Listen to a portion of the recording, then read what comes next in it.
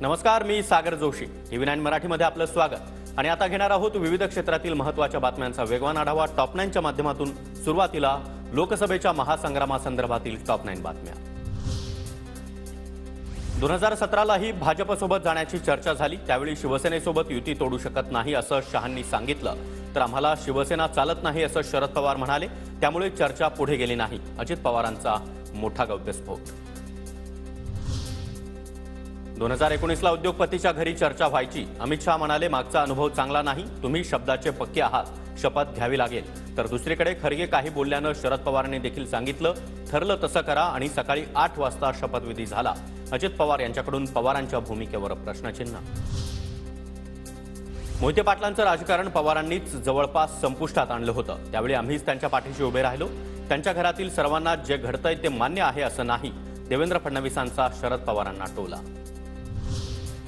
माढ्यामध्ये धैर्यशील मोहिते पाटलांना धक्का. चुलत बंधू आणि सोलापूर जिल्हा काँग्रेसचे अध्यक्ष धवलसिंह मोहिते पाटलांचा रणजितसिंह नाईक निंबाळकर यांना पाठिंबा. सर्व कार्यकर्त्यांना कमळालाच मतदान करण्याचं आवाहन. लग्न झाल्यानंतर मुलगी माहेरची नाही तर सासरची लक्ष्मी असते. मुलगी माहेरी आल्यावर जावयाला आहेर करतात.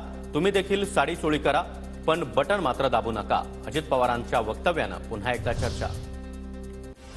आता भाषण करतात ते वालचंद नगरला शिकायला होते. याचा अर्थ त्यावेळी बारामतीमध्ये शिक्षण चांगलं नव्हतं.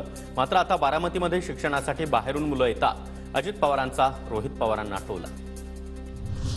बारामतीमध्ये सुनेत्रा पवार यांच्या पराभवासाठी शिंदेंची यंत्रणा काम करतेय. महायुतीमध्ये गँगवॉर सुरू आहे, त्याचा लवकरच स्फोट होणार. संजय राऊतांचा शिंदे गटावर गंभीर आरोप. आम्ही अजित पवारांना संपवायला आलोय. आले किती गेले किती संपले भरारा, पण शरद पवारांच्या नावाचा अजूनही दरारा.